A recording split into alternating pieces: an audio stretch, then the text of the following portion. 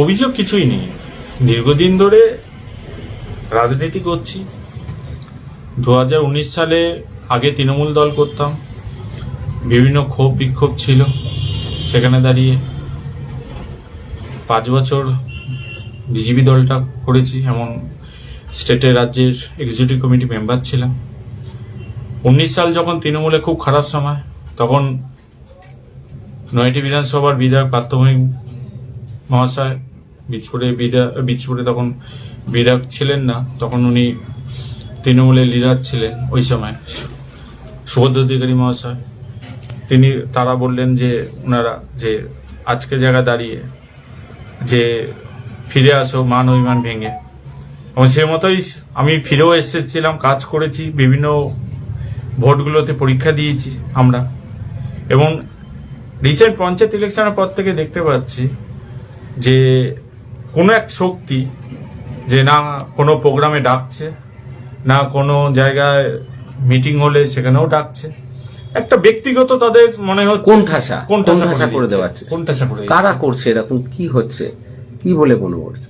দেখুন, একটা কথা বলি, আমি যখন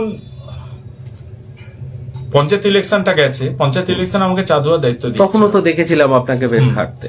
এমন সেই ইলেকশনটা আমি করিয়েছিলাম, এবং তারা যারা মেম্বার দাঁড়িয়েছিল এবং তারা বিপুল ভোটে জয় হয়েছে।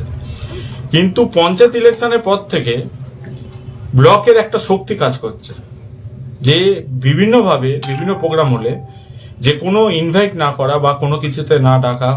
যেমন কালকে আমাদের ব্রিগেডের সবচেয়ে বড় সমাবেশ আছে, সেই প্রোগ্রামগুলো হলো আমাদের, ঠিক আছে, সেখানে অবধি আমাকে কোনো ডাকা হয়নি। এবং আমার সাথে যারা যেসব কর্মীরা থাকে, যেমন 21 সালে যেসব কর্মীরা ইলেকশন এজেন্ট ছিল, তাদেরকেও কোনোভাবে কোনো গুরুত্ব দেওয়া হয় না, এমন টোটাল সাইড করে দেওয়া হয়েছে। এবার কেন সাইড করছে, কি জন্য সাইড করছে, সেসব নেতৃত্বটা জানে। আমি এই ব্যাপারে উচ্চতর নেতৃত্ব নৈহাটি বিধানসভা বিধায়ক পার্থভূমিকেও জানিয়েছি, এবং তার এখনো অবধি অ্যান্সার পাইনি কেন এগুলো করা হচ্ছে আমাদের সাথে। কি চাইছেন?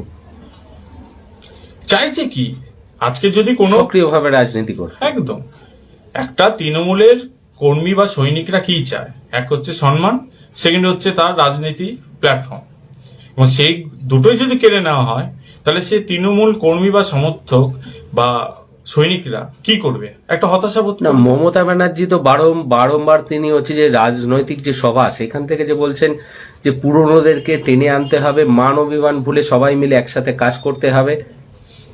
দেখুন, উচ্চতর সব নেতৃত্ব, আমাদের সভানেত্রী মমতা ব্যানার্জি, অভিষেক ব্যানার্জি যা বলে, আমার মনে হয় না সেটা এখানে ব্লক স্তরে এসে বা বিধানসভা স্তরে এসে, জেলা স্তরে এসে সেটা কোনো গ্রাহ্য হয়। তাহলে কি মমতা ব্যানার্জি বা অভিষেক ব্যানার্জির উপরেও কোনো এক নেতা বা শক্তি রয়েছে? অবশ্যই আছে, না থাকলে আজকে বলুন না, সবচেয়ে পার্টিটা যখন আমরা ছোটবেলায় দেখেছি, তৃণমূল দলটা যখন তৈরি করছে, খাটছে, যেসব কর্মীরা, ঠিক আছে, যেসব নেতৃত্বরা, তারা আজকে কোথায়? তারাও তো আজকে ঘরে বসে, তাদের ঘরে বসিয়ে দিয়েছে। আজকে পঞ্চায়েত ইলেকশন আমার দাঁড়াতেই হবে, আমি মেম্বার হতেই হবে, আমাকে তার জন্য নেতাদের তেল মারতে হবে, সেটা তো না। আমি তৃণমূল দলের সৈনিক, আমি তৃণমূল কর্মী, আমি সেখানে দাঁড়িয়ে আমি দলটা করতে এসেছি, আমি কিছু পেতে আসিনি। কিন্তু সম্মানটা যদি আমাকে না দেওয়া হয়, তাহলে সেখানে দাঁড়িয়ে একটা মান অভিমান এমনি চলে আসবে। অবশ্যই, ঠিক আছে। আমার সাথেও তো আজকে কর্মীরা রয়েছে, আমার সাথেও তো দেখা যাচ্ছে যে 400-500 কর্মী আছে, এবং তাদের পরিবারগুলো তো সেখানে দাঁড়িয়ে হতাশা হয়ে যাচ্ছে না। ঠিক আছে, অন্য কোনো রাজনৈতিক দলে যাওয়ার কি কোনো পরিকল্পনা নিচ্ছেন? না, আমার কোনো এইসব ব্যাপার নেই। তৃণমূল দলে আছি, তৃণমূল দলে থাকবো, এবং আগামী ভবিষ্যতেও তৃণমূল দলেই। তাহলে আপনার মমতা ব্যানার্জি বা অভিষেক ব্যানার্জিকে দেখেই দলটা করছেন? একদম, মমতা ব্যানার্জি আর অভিষেক ব্যানার্জি ছাড়া আমার মনে হয় না তৃণমূল দলে কোনো সৈনিকরা দল করে। তাহলে কোনো পকেট নেতা নেই, ডাইরেক্ট মমতা ব্যানার্জি আর অভিষেক ব্যানার্জি, এটাই থাকা উচিত। একদম। আচ্ছা, এই যে ব্যারাকপুর লোকসভা কেন্দ্রে, যখন যে ব্যারাকপুর লোকসভা কেন্দ্র নিয়ে সরগরম রাজনীতি, এই ব্যাপার নিয়ে কি ভাবছেন? দেখুন, ব্যারাকপুর লোকসভা কেন্দ্রের যেটা ব্যাপার, সেটা হচ্ছে কে সাংসদ হবে, কোন নেতৃত্বকে আনবে, সেটা একদম দলের উচ্চতর নেতৃত্বের ব্যাপার, মমতা ব্যানার্জি, অভিষেক ব্যানার্জির ব্যাপার। সেখানে দাঁড়িয়ে আমাদের মতো একটা তৃণমূল কর্মী মন্তব্য করা ঠিক নয়।